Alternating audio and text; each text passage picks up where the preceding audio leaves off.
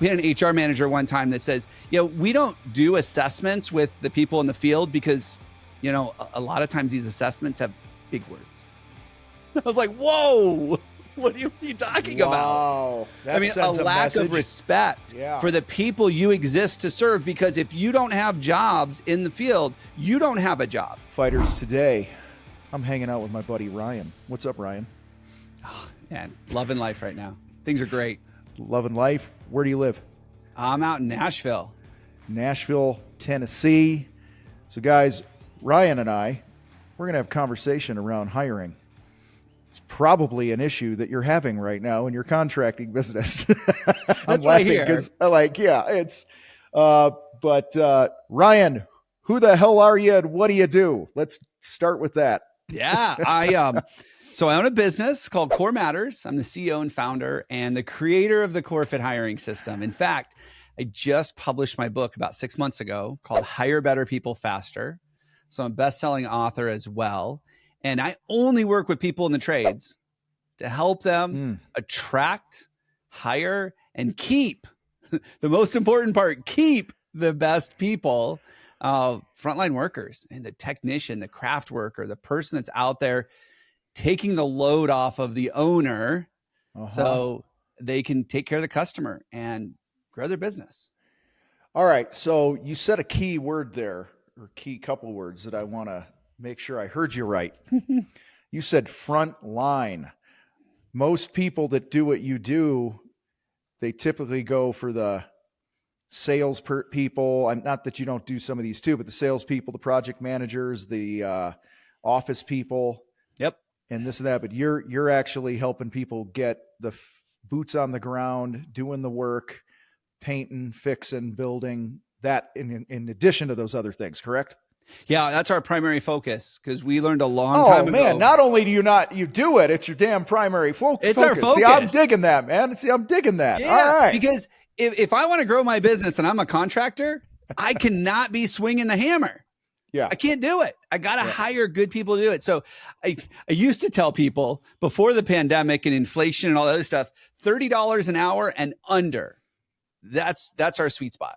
When you're hiring people that make $30 an hour and under, now I guess it depends on where you live, but I have to say like $50 an hour and under. But that's really our focus, is that craft worker, the skilled tradesman, the technician. If you have a contracting business where you have a big customer service department, the CSR, the person answering the phone, the one talking to the customer, that's the people we get excited about helping. Yeah, that role's a little important too, right? Absolutely. Guys, if you're listening to this, well, I guess if you hear me now, you're listening to this. So I might be hearing you, but they may not be listening. Yeah, so. I'm lacking oxygen to the brain here. I just got done working out and jumped on the podcast. So the answer your damn phones, please. My God, like I can't tell you how many people I talk to. I'm like, how'd you grow your business by $1 million last year? They're like, I hired somebody to answer the phone and I learned how to sell in your program and we're good. Yeah. I mean, guys, that's it. Right. So answer the phone. What's this, you said your Core Fit method. Did I hear that right? Yeah. The Core Fit hiring system. What's that about? So everything we do operates on the single premise that people do not leave jobs. They leave bosses. Yeah. They leave other people. And every single person listening right now, I promise you, if they have an open position, they don't want the new guy that's green and has no experience. They want the guy that's good, has the experience, and most likely has a job working for someone else. Yeah. Yeah. So in other words, they have to quit a job to come work for you. And most people, 9% leave for money. Everybody else leaves a job for another reason. And most of the time, it's the person they work for. Yeah. I'm just thinking here, back through some key people that I've had that I've lost through the years, in several different businesses. Probably 90% of the time it was me. You know, like I just didn't know what I didn't know, and my intentions were good, but I didn't I didn't know, Or they might have been So- great employees for someone else. It just wasn't a Right. click. Right. Like it didn't fit. Yeah. And so the core fit is all about the core of your business. A lot of people call it culture. I think it's such an overused buzzword, but really core. What's in your heart? Like what makes you tick? That's what we're focused on. What makes the business tick? And we want to hire people that align to that. Because if they don't align to it, they're going to leave you for someone else when they find someone else that makes them feel special or gives them projects that they are excited about or gives them the time off that they want. They're going to leave for you for another person. And so if we want to get the best people, we have to become attractive to the best people. Yes. And the way we do that is by understanding first and foremost that people don't leave jobs. They leave people. So our attraction, the way we attract people, the way we market and promote our opportunities to come work for us is not about, hey, we're going to pay you $27 an hour. We're going to give you nights and weekends off. Everybody's doing that. Yeah. We're going to give you a place where you feel like you belong, a community of people where you're going to be able to make friends. You're going to want to hang out with these people after work. We understand that your family is so important to you that we're going to make sure you have time to spend with them. And that's what we need to do to become attractive to the right people. So that's why we call it the core fit hiring system. It's a foundation for everything that we do, is that people want to be attracted to the core of an organization. And that's how we're going to get them and keep them. So the business owner listening to this, running their company, what if they've never really given any time to think about what it means to have their core, what their core looks like? Some of us, I remember when I started some of my first businesses, I just woke up, tried to sell shit and produce stuff and feed my family. Right. And I think a lot of people are in that. So where do you start with people, I guess well, it comes down to three things. And every person I've ever met, every entrepreneur I've ever met can answer these three things. The first one is, why do you do what you do? Why get out of bed on days when you don't feel like getting out of bed to go work and do what you do? And people usually give me, because this is how I support my family. But why did you choose this profession? Yeah. Why did you choose mechanical? Why did you choose plumbing? Why did you choose those things? There's usually a deep-seated reason why you chose that. So why? Answer that question. Yeah. The second question is, where are we going? Where are we going as a company? Like, what's the goal? Yeah. And for some people, they may never have thought about it. That person that you just talked about that just increased their business by $1 million, at the beginning of the year, they probably said, I want to increase the business by $1 million. Yeah. You have to commit to it. You can't just trip over $1 million in new revenue, although some people do. Where are you going? Because here's the thing. A lot of people have heard about this metaphorical, get the right people in the right seats on the bus. Like you've heard that metaphor. If your business is a bus, once you have your leadership team, you got to fill it with all your frontline people. Right. Are they excited where the bus is going? Because guess what? Your bus is going to break down. It's going to get delayed in traffic. It's going to get detoured because life happens. Yeah. When those things happen, are they going to get off the bus and get on another one?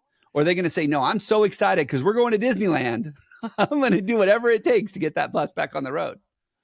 Yeah. And I don't want to hijack your third point here, but that you're going to make, but you got, why do you do what you do? Where are we going? That where are we going needs to also answer the question, what's in it for me? Absolutely. Right? Like, what's in it for me to be on your bus? Yeah.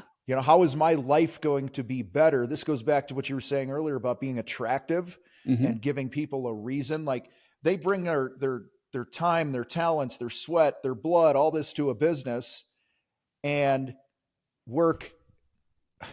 I mean, listen, I literally had, I hate the word literally, sorry.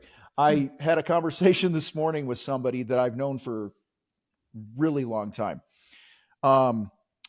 The business shut down after about 20 years and all the people in the company that had worked there for damn near the whole time had to go either find other jobs or start their own businesses.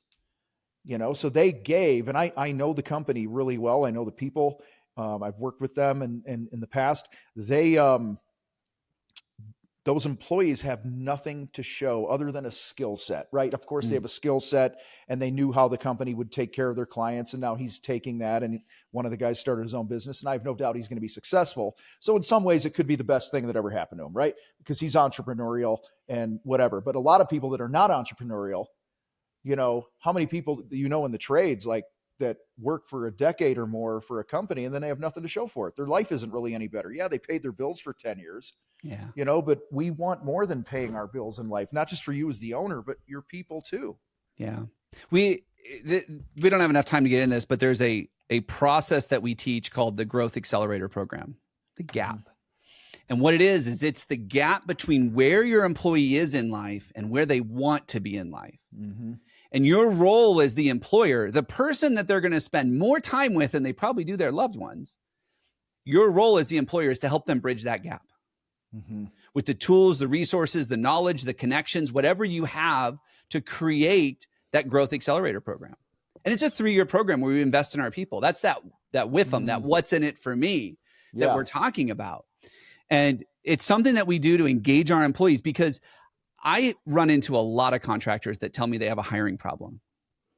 And then I ask them how many people they have on their team and how many W-2s they issued last year.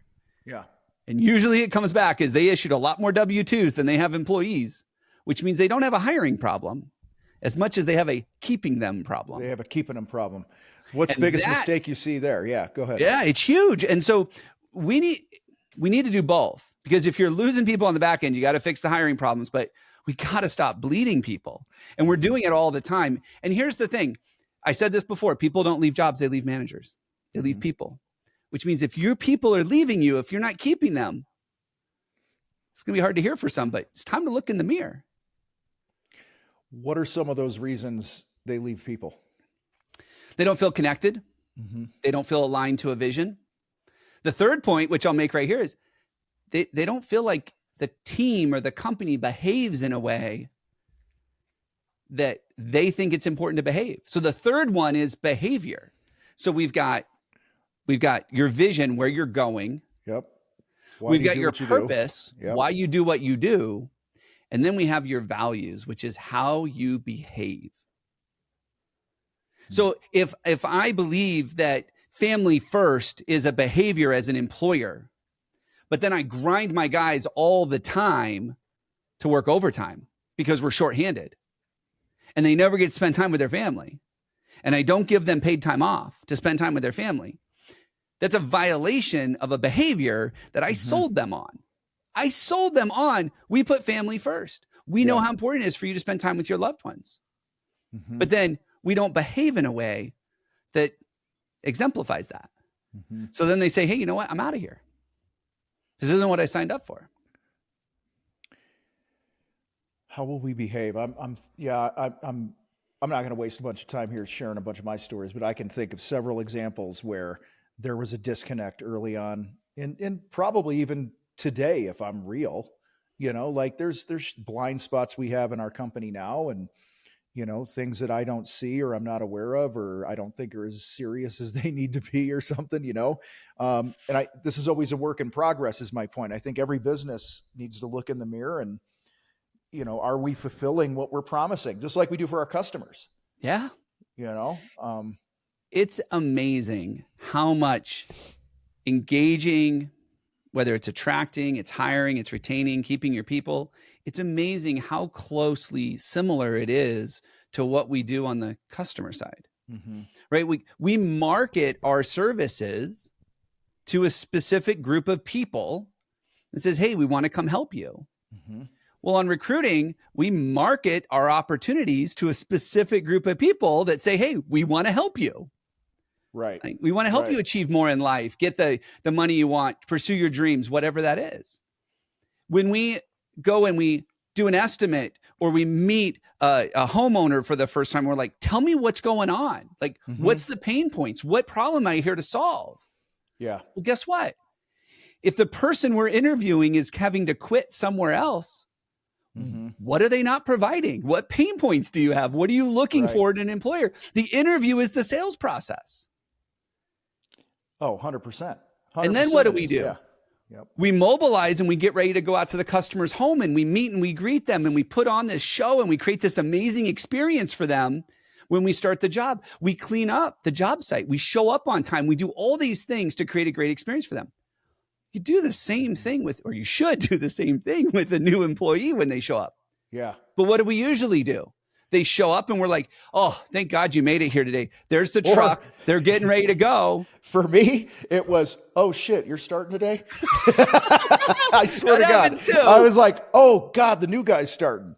Yeah. We had somebody tell me this like a year ago. They told me this. They say, we don't process any of their paperwork until day one. And I said, why? They're like, because they might not show up and we don't want to waste our time. Oh my God. And I'm like, yeah, but is that an outcome that you're creating because you're not nurturing them? You're not being excited for them? I can't tell you how many times, this is a pet peeve of mine. We're so excited to have you join the team. Here's your offer. We'll see you on Monday. And then they show up on Monday and there's no excitement. It's crickets. Yeah. And they're like, I thought they were excited to have me here. Did I make the right decision? So, I mean, it's so many little things and we could get into the deep dive of everything, but I tell you that the way you behave has more to do with whether or not you're going to attract good people or keep good people than where you're going or why you do what you do or all those other things. Those other things are great, but those behaviors, that's why we call them core values. Yeah. Are so important to building an amazing team. Well, I think the behavior thing even comes down to something as simple as, and one of my old business partners was really good at this.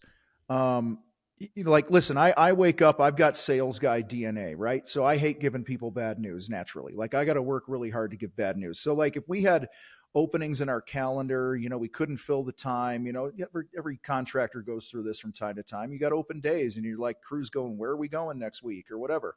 Yeah. And my partner was really good at just running into the punch with that. He would just, in our meeting, he'd be like, hey guys, I want to let you know we're a little spotty the next couple of weeks. And spotty meant we don't have shit on the calendar. That was his way of saying it. He always said spotty. It was funny. We're a little spotty. And, but just that, the feedback we got from our employees was they appreciated it. Like they didn't want to get blindsided. They didn't want to, so this, it could be as simple as that, you guys, this behavior thing, like just communicating what's happening and how are leads, how are sales? Like people want to know because they're giving you their time and their talents, right? Yeah. And they're banking on a lot of things. And I think, something like that, or, there was how you behave. There was a guy that left, because he was about to quit because I didn't get him the iPad I said I was getting him. I forgot. I literally forgot. He was like, I want an iPad, to keep track of shit or whatever. He was a crew leader. And I'm like, okay, I'll get you a fucking iPad. I don't care. Yeah. And I forgot. And like 6 months later, he's pissed and threatening to quit over an iPad, But it wasn't the iPad. No, it was the unfulfilled promise that I made. Yeah. Which, how often do we hire someone because we created this false expectation based on something they said or the way they acted? And how often do employees do the same thing? Oh, I think this one's going to be different. You didn't say you were going to be different. You didn't give them any reason to believe you were different, but there was something they felt that was different. And so they create false expectations. And so the number one reason people are going to leave you, or you're going to want them to leave, you're going to want to terminate them, is because an expectation was unfulfilled. Right. Whether it's real or not, we all create these expectations. But you said something I want to circle back to because this was really important. You said that your team wants to be communicated with. And I will tell you that this is probably the biggest reason, or probably one of the easiest things you can do to fix any of your retention issues is to start communicating with your people. And I don't mean you have to show them your P&L and show them your cash balance. Like that's not what we're talking about. Just say, hey guys, I want to let you know, I know we're short staffed right now and you guys are grinding out and you are kicking ass. This is awesome. But I really do care about this. And I am working really hard to find a couple of A players that you are going to be excited to have on the team. I want to let you know it's happening. We interview a lot of the technicians, the contractors, the people that are feeling the weight of this labor crisis that we're in. Yeah. And we say, do you know that you guys are hiring? And I can't tell you how many times they've said, I had no idea. I thought he didn't care that we were grinding out all this OT and putting in all this extra time. I just assumed he was off spending paychecks from all the extra work we're doing. I didn't know he actually put this into play. And usually they don't even tell them when they hire us. They don't even tell them, like, we care about this so much. We brought in experts to help us fix it. They don't even share that. Yeah. And so that communication piece is so important. If you want to keep your people, start communicating with them. I worked with a guy who had about $4 million business, and word on the street was that like several of his top people were looking for jobs. And this is funny. I've told this story before, but it's been a while. They used to pull into the shop every morning. Like the people would come into work and go into the shop and get in the trucks and leave, right? Well, they had this wall of all these folders, right? All the job folders hanging on the walls, that old school. Yeah. Well, they got rid of those, and they started doing an app or something. So those folders, those file things were empty on the wall. But they were told to use the app. So the visual cue, or whatever it's called, when the guys would walk in and not see folders, is we don't have work. Yeah. And I talked to the owner. I'm like, hey, I've talked to a couple of your people. What's the scoop? And he's like, oh, dude, we're booked out for a year and a half. And so long story short, I said, well, you got to do something, because they're seeing, and I'm talking to some of the crew leaders and their people, and they're like, they used to have all these jobs. And that was like our job security. So communication. So long story short, they put a big ass monitor in the shop. Yeah. That just had like, they'd show like the month or quarter view of the calendars, and wherever there were green days, they know those days were booked. So just a quick visual, they were like, all right, we're good. That communication solved the problem of people wanting to jump ship. Yeah. Yeah. It's not hard to do. You just have to be intentional about it. No, it's not hard. So let me ask you this. There's a lot of people that have hired people in the past, and they go, fuck that, I'm never doing that again. Right. And I'm just I hear this, from a lot of guys. It's like, I make more money working alone, and I have my little helper and this and that. So they have a bad taste in their mouth with hiring. Yeah. Or they're terrified to hire that first employee. Like, speak to that person for a minute. Like, what advice can you give somebody in that? Well, there's two different scenarios here. So there's the one that's hired and been burned, and then there's the one that hasn't hired yet. And when it comes down to it, they're both looking for the exact same thing. They're looking for someone they can trust. But here's what usually happens, especially with the first hire. And so this might be the I hired and got burned. It might be the same issue. What happens is, as an entrepreneur, I think, gosh, I got to get out of the field. I got to be able to spend more time growing the business. I got to do all these other things. So what do I look to do? The number one mistake they make, I look to hire someone who can replace me. Yeah.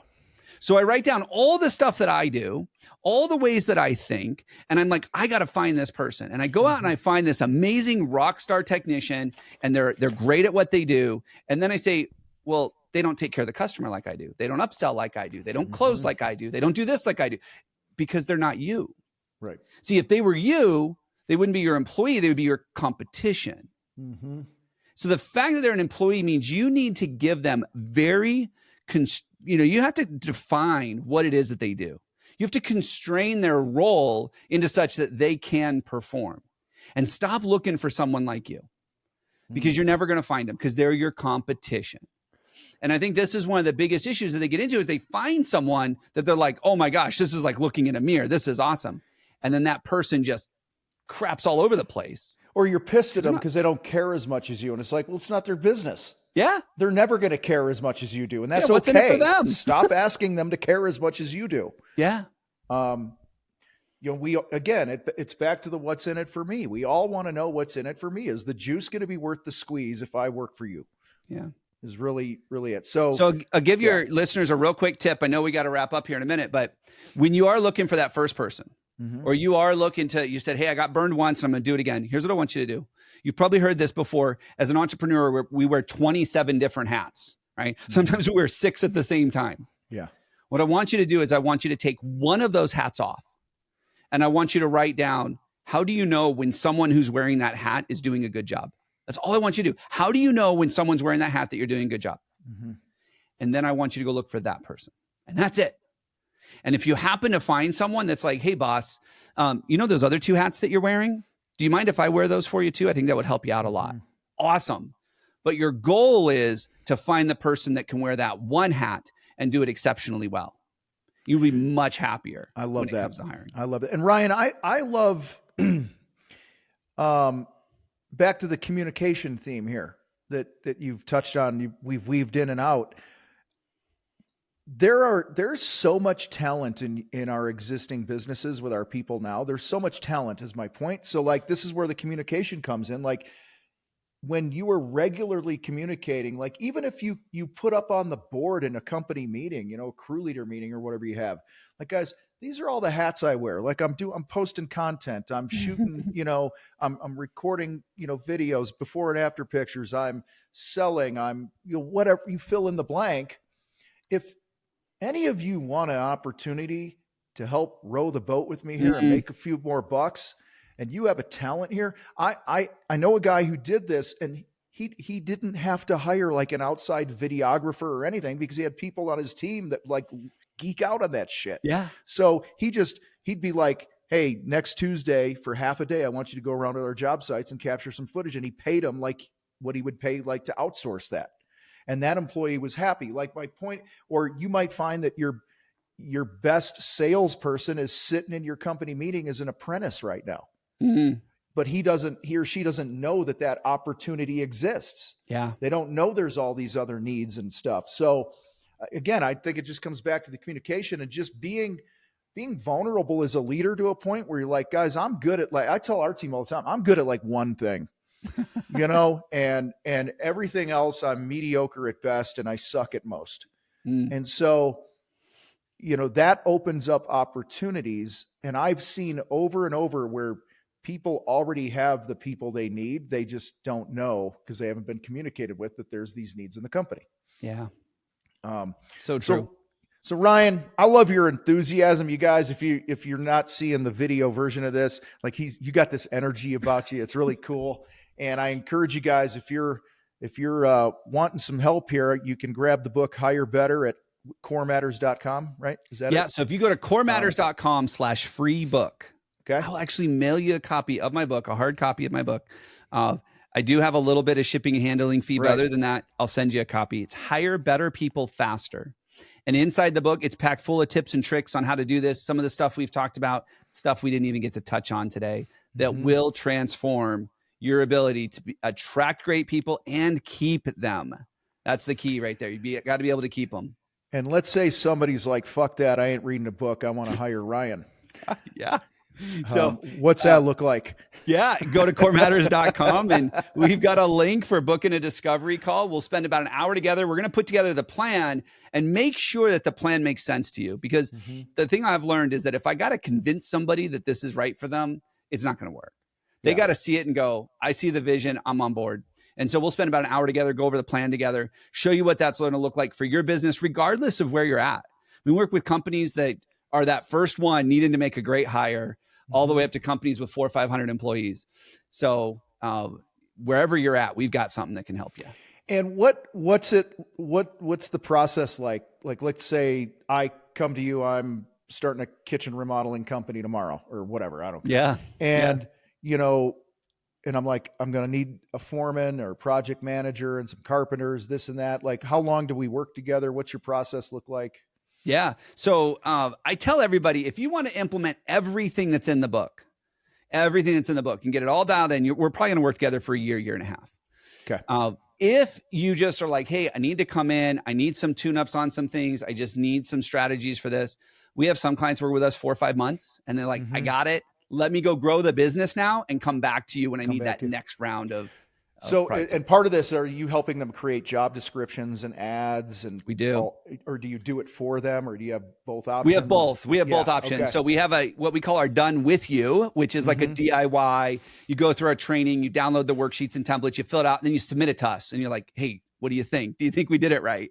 Yeah. And then we have the done for you, which is we're going to meet with you. You're going to brain dump on us and we're going to take it and run with it. And it's job descriptions, ads, playbooks, scripts. And the cool thing is in our done for you program, we're actually going to teach your team how to do it so you don't have to. So what about coaching around the interview process? Actually my favorite part of this. Yes. Here's We've got why a I bunch of asked training this. and a bunch of coaching on that. Yeah.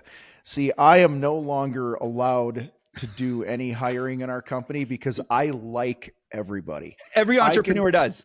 I can always find a reason. Yep. Like, oh, you're blind. That's cool. You could be our color consultant. Come on. Like that would be me. Like I could find a reason. Right. Yep. And so, yeah, I think a lot of people, we see a lot of posts like in our free Facebook group and our paid groups and about, hey, I got a guy coming in 2 hours to interview and what questions do I ask? And, and I see a lot of people stuck on that. And I will tell you, it's not about questions. It's about behavior. So we want to see those behaviors come through. Everybody fakes it. It's a game. We teach this. I went through a bunch of sales training years ago and they teach it in sales training. It's a game. The salesperson has a game and the customer has a game and you're playing by different rules. And so you got to figure out how to get on the same page. The interview is the exact same thing. And so we have a lot of ways to do that. We actually encourage the entrepreneur, the owner, to not do interviews for the exact reason you just gave. You walk in with rose-colored glasses on, all those flags just look like flags, and you're like, it's a party. And it's like, those were all red flags you didn't see. And so we actually want you out of it. We do let the owner come in for the final interview. But the first ones, we let the team figure that out because they're the ones working with them anyways. Oh, 100%. And it's funny when I didn't step aside when my team kicked me out of this role. Good for them. We got better. Just the process was better. And I'd have something on my calendar. I'm like, what's this? And they're like, oh, you have a Zoom with Joe or whatever. And I'm like, for what? And they're like, oh, we're going to hire him. We just want you to have 10, 15 minutes with him just to make sure there's nothing that jumps out at you. Yeah. And it's like, hey, how you doing? Good. Hey, we're excited to have you. I guess we're hiring you. And they're like, yeah. And I'm like, okay, cool. You have any questions for me? No. Okay. Hey, nice guy. Good. Done. Well, it removes all the pressure from you. Yeah. Because now you don't feel it. And it removes all the pressure from them because they're not sitting there talking to some big entrepreneur who owns the company and they're all scared and nervous because they've already been offered the job. Yeah. Yeah. It's a, and then as far as like, you talked about interviewing, really it is sales. It's a sales call. Absolutely. We used to go, when we were hiring our painters, like, we would interview around our values. So like, I'll just use one like, respect, right? It's really easy to go, are you a respectful person? That's a yes, no question. It's a stupid question versus going, Hey, Ryan, what do you think it looks like to respect our customers? And it's super open-ended. And now I'm not preaching to you here. I'm sharing with other people I get it. Because you know this, but you are now getting them to give their take on that. Or, hey, what's the most important part of a paint job? That we would ask that. And they're like, what do you mean? Well, like, how do you know it was a great job?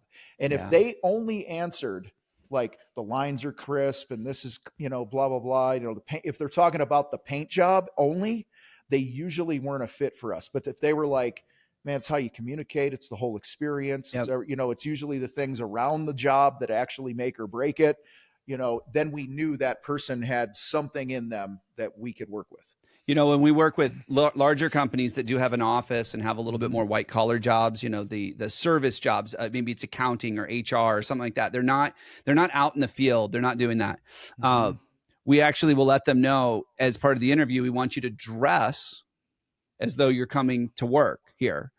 And just so you know, we believe that in the office, we exist to serve the field. And so we'll have people come in and we're like, hey, we're going to go do ride-alongs and visit some job sites. Hope you got your boots on. Yeah. when you talk about that respect, that is something that we have to look for, especially when you're hiring office fields, because a lot of times they don't respect. We had an HR manager one time that says, we don't do assessments with the people in the field because, a lot of times these assessments have big words. I was like, whoa, what are you talking about? That a lack of respect for the people you exist to serve, because if you don't have jobs in the field, you don't have a job. Like, you exist to serve them. Yeah. Try doing your HR role without the guys in the field. It's crazy.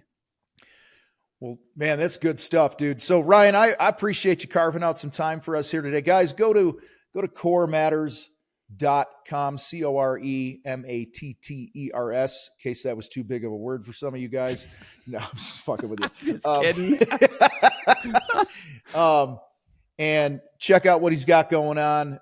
I appreciate you, man. I look forward to hearing about some of our fighters that hit you up and do everything from grab your book or hire you to do the shit for them, because this is important, guys. Like, every day that you don't get this hiring thing right, it's costing you money. I always talk, Ryan, about our each month is like an airplane to me, and we don't want the plane taking off with empty seats every month. Yeah. And you could have I know the biggest limitation to guys growing their businesses right now is being able to produce all they're selling. Like, I'm hearing that all the time. Those are empty seats that are waiting to be filled. And you got to have this, guys. This is serious. Employees are not a cost. They're an investment. Yes, it's a cost in the sense that they're cost of goods sold in the field and you pay them. But that guy that you're paying $50,000 a year for is generating a couple $100,000 of revenue. Better be. Yeah. I mean, it's if you are leading properly, pricing properly, and not being a shithead overall. So, but Ryan, appreciate you, man. Guys, review the show, rate us, share it, go to corematters.com. And with that, you guys rock. We got to roll. We're out. Thanks, Tom.